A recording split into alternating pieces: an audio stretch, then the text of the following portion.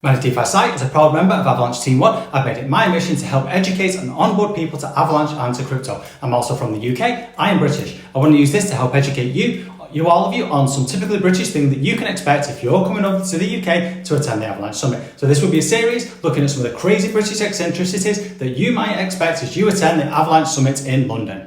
Cockney rhyming slang. Now, you will notice this phenomenon, particularly in and around London, and specifically if you get a local London taxi, which is known as a black cab. Now, this type of way of speaking was created in the East End of London, and people from this area are traditionally referred to as Cockneys, and they use word that rhymes with other words, which is known as Cockney rhyming slang. So it's essentially a set of phrases that have developed over time, taking references from current popular culture, matching a word to another word, or a phrase or a person that rhymes with that word. So let's look at some popular examples. Your phone is called a dog and bone.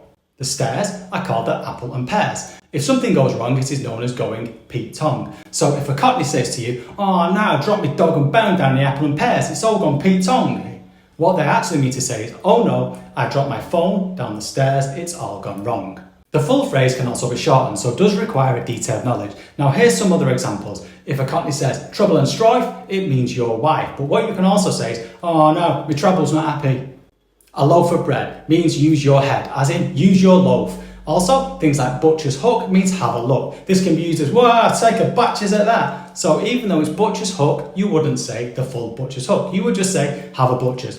Good luck understanding all those.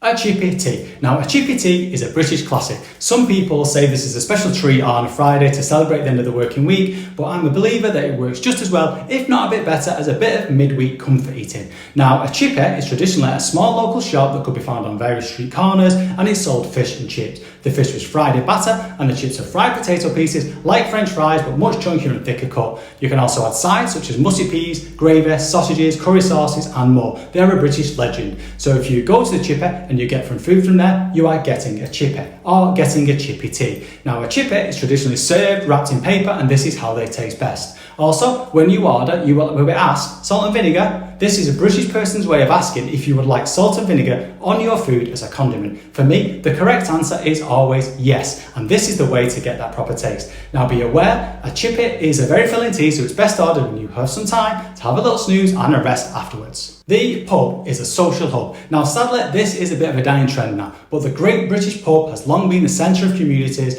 It's where you would go to meet friends and have a few beers, a glass of wine, or whatever, and be part of a community. Now, pubs are essential for everything in the UK, from celebrations to commiserations. And for me personally, you should always consider visiting the pub on any day that ends in a Y.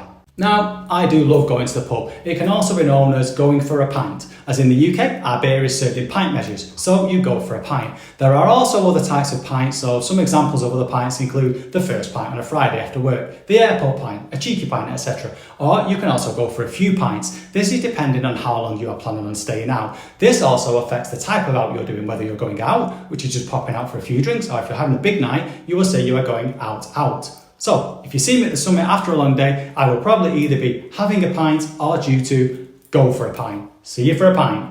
Just jumping in here again with a quick update on what is looking like the best way to experience the Great British Pub at the Avalanche Summit. The Brit Cock event is on the Tuesday, so day one, after the main summit finishes. It's an event hosted by the Cock community.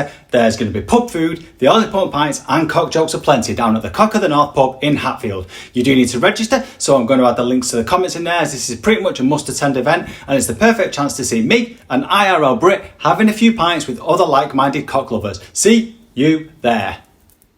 Beans on toast. Is it a national treasure or is it a culinary crime? So, okay, to explain what beans on toast are, it's essentially a bit of a convenience food and consists of soft beans that are cooked in a tomatoey sauce, and they come in a tin. These can be heated up and they are then poured on top of hot toasted bread. They're eaten as a snack at any time of the day, from breakfast to supper and all meals in between. Slight variations of beans on toast do exist, such as adding cheese, etc., but the OG option is the classic most British people love. It's a snack they love, with over 2 million cans consumed daily and in the UK. And I'm actually not a massive fan of beans on toast, but give them a try, see what you think, and let me know your thoughts on beans on toast. Overuse of the word lovely. This probably comes down to how polite we are. We like to describe a lot of things as lovely. The word lovely technically means something that is very nice, beautiful, or pleasant. It can describe a person, a place, a thing, or even an experience. Or in Britain, it can describe anything and everything, from a nice car to the weather to a person, even to a spreadsheet. anything. But beware, there's slightly different ways of saying that something is lovely. Different ways exist. For example, a small cute kitten, you go maybe "you are lovely." If you saw a supercar diving down the street, you'd be like, "Oh, that's lovely." Or an amazing sporting moment would be like, "Oh my God, that was lovely." Just so you know.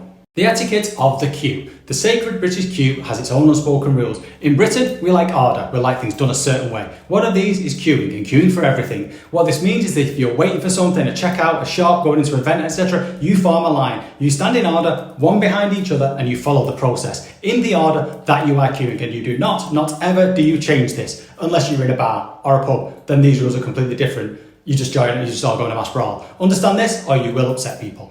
A full English breakfast. This is the only way to start the day. A full English breakfast also has slightly different variants, such as a Scottish breakfast, a Welsh breakfast, an Irish breakfast, etc. But the overall theme here is that you start the day with a mountain of protein. It can also be known as a fry-up, as originally all of the ingredients were fried to create what is essentially a giant heart attack on a plate. But I personally do prefer this to be grilled because I'm super healthy, and that is also acceptable. Now, the exact makeup of ingredients can vary depending on personal taste, but includes a combination of the following: bacon, sausages, eggs can be fried, scrambled or poached, black pudding, tomatoes, mushrooms, baked beans. It can then all be covered in the sauce of your choice, but for me it's always brown sauce, but some people prefer ketchup.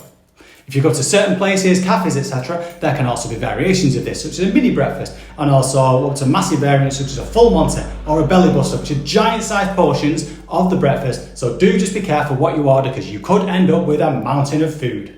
Talking about the weather constantly. Now, the weather in the UK is strange. The Avalanche Summit takes place at the end of May, which in the UK should mean it's the end of spring and the start of summer. Now, for most of you, depending on where you're from, you probably know what the weather will be like in any given month of the year, and therefore you can plan and dress and act accordingly. The UK is not like that. It can be anything at any time. So just so you know, for the UK in May, the weather could be any one of the following: blazing hot, absolute sunshine, torrential rain, hailstorm, below freezing, snowing. We could also see strong winds. Also, these could all happen on the same day and change by the minute. I'm not joking here. We never know what to expect, so the motto is be prepared. This is also why British people are always talking about the weather. So if you're out and about talking to British people, expect greetings like, "Oh, it's hot today, isn't it?" Or, "Oh, it's a bit wet today, isn't it?" Or, "Windy, isn't it?" And more. Putting the kettle on for everything. In Britain, putting the kettle on simply means making a cup of tea. It's the answer to everything. Good news, have a cup of tea. Bad news, cup of tea. This could be everything from winning the lottery to finding out that your house has exploded overnight and you've got nowhere to live.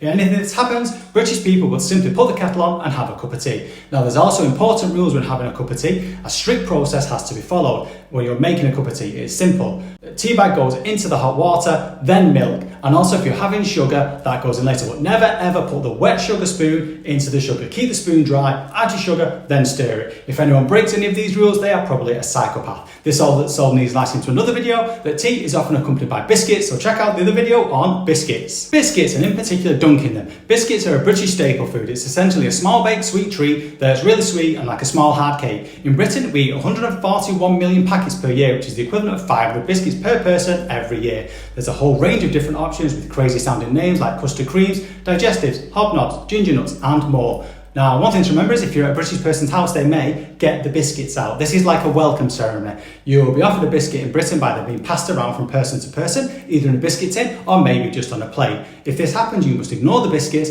until the plate reaches you. Then you must act surprised and initially say something like, "Oh no, I shouldn't," and then, "Oh, go on then and have a biscuit." In Britain, we also do a thing called dunking our biscuits. This is the act of dipping your biscuit in your tea to add moisture and flavour. But be very careful. Dunking for too long can see your biscuit become saturated and drop in the cup. This is not allowed. Also, be aware that different biscuits have different dunk times. So if you're attempting this for the first time, it's probably best to ask a British person for some specific advice on the type of biscuit you're dunking. Late trains and public transport. Now, depending on whereabouts you're coming from in the world, you're probably used to things running on time, like public transport, trains, buses, etc. In the UK, things are a little bit different. If you're waiting for a train, expect it to be delayed. Then probably delayed again. And also, it might not even turn up. We also have amazing excuses for delays, like there's no staff available, waiting for an inbound train, even though it's the same train you're getting on. We also have a famous delay in the UK that there was leaves on the track. Ooh, scary leaves. Also, this sort of phenomenon of public transport delays gets worse the further north you go. So if you're having a look around the country, be aware of this if you leave London.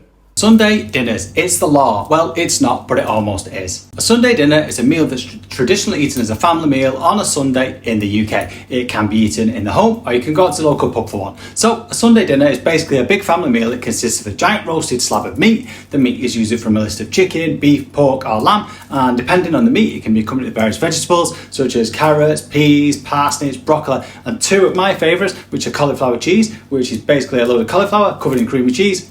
Yes please. And onto a personal favourite, but one that does split opinion, sprouts. Sprouts are sort of like mini little cabbages but more green, and they taste, well, really green. A lot of people don't like the sprouts because usually they cook by boiling them to death. But little secret recipe for you from a Brit, sprouts are best cooked chopped with garlic, almonds, bacon pieces, covered in olive oil and salt and pepper, and then cooked in the oven. That tastes sensation. It's the sides that really do make a Sunday roast, so you've also got to think about things like roast potatoes, Yorkshire puddings, you need to make sure they're homemade ones, gravy, a warm, thick, tasty sauce that's poured all over the food, and also sometimes stuffing, mint sauce, horseradish, or mustard, depending on what meat you have in there.